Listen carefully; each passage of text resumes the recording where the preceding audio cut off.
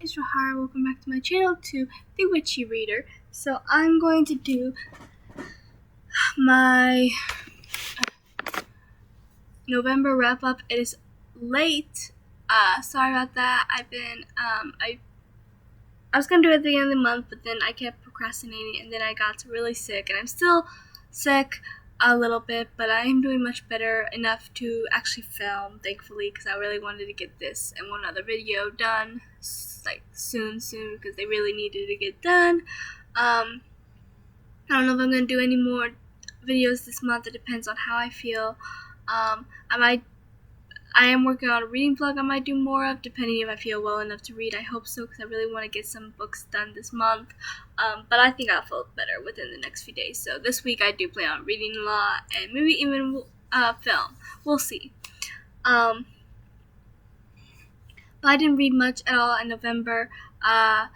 There was a lot going on, and I just couldn't read.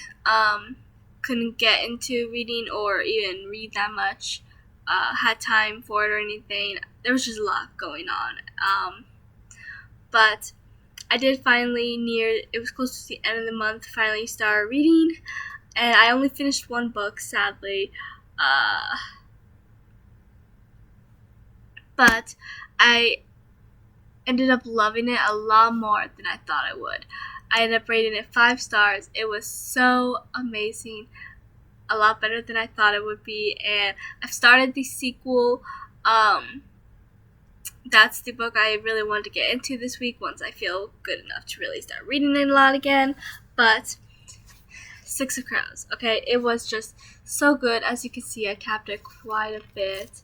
But it was just so good. A lot better than I expected it would be. So as you know, I did the Descendathon. For Descendants, I only read one book, as you can see, but it crossed off 3 different prompts. I did want to finish Lore because that was my 4th prompt, but I didn't end up finishing it. I did start it though, and I do want to finish it this month. But this book worked for. Let me find my prompts because I don't remember what they are now.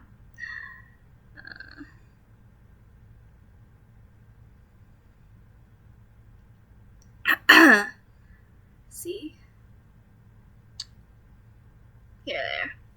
So it worked for Mel, read a book with a villain's point of view or a morally gray character, and this is about thieves doing this big heist.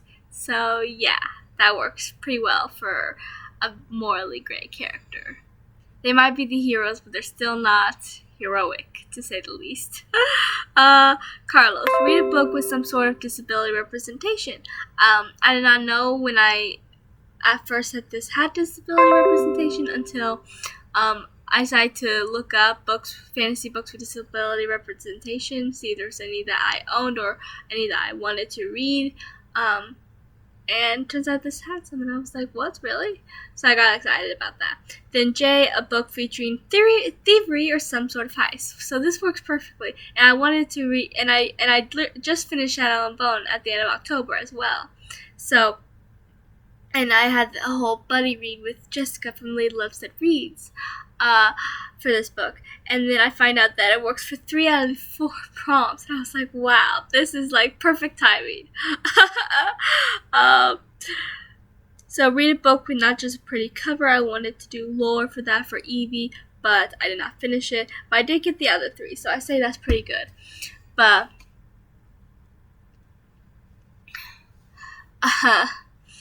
it was so good. Jessica and I both ended up loving this book, and we are currently reading Crooked Kingdom. She's further than me because she hasn't been sick, so she's been able to read a lot more than me. But she says she's loving it, and I'm so excited to catch up because I think I'll love it too. And I'm really excited to see how it is. And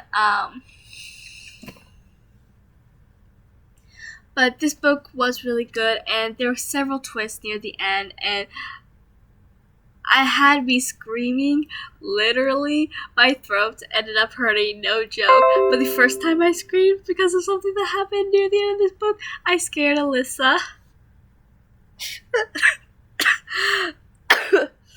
I did, and it was hilarious. I didn't even mean to scare her that time, but I couldn't help it, because whenever I read, I get really into my books. I know some people are quiet readers.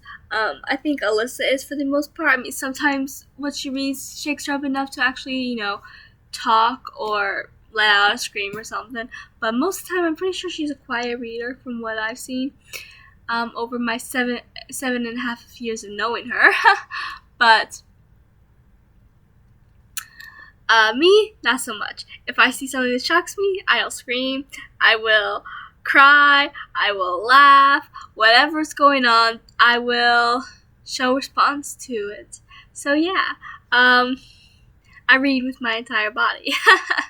But I did enjoy it a lot more than I thought. Honestly, I did go into it a bit skeptical. The only reason why I wanted to read it was because I wanted to read Shadow and Bone. Same with King of Scars, but I do have a little bit more high hopes for that now that I know how good this one is. But for the longest time, I didn't even know Six Crows was in the same universe as Shadow and Bone. It wasn't until I started hearing more about Shadow and Bone and Six Crows because of the TV show that came out that I even knew they were part of the same universe. But all I knew about this duology was that there was it was about thieves and a heist, and so I didn't think it was even fantasy or that it was gonna be any good. I'm glad that I decided to give it a try because it was so good, and I'm having so much fun with this buddy read. I've never done a buddy read before, but I'm having a lot of fun with it, with Six Crows and Cricket Kingdom, and I'm gonna have a lot of fun. I'm sure I'm gonna have a lot of fun with the buddy read with Jessica for King of Scars and Rule of Wolves as well. So I'm excited for that.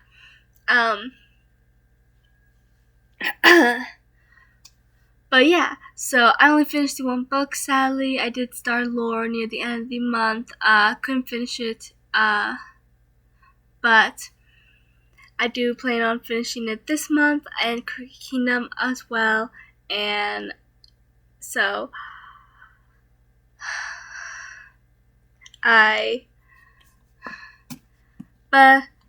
so I'm really glad I decided to read it, and I'm really excited to finish Cricket Kingdom and find out what happened after the way this book ended. But that's all for this video. Please like and subscribe and comment how your reading month was in November, and we'll chat below, and I'll talk to you guys later.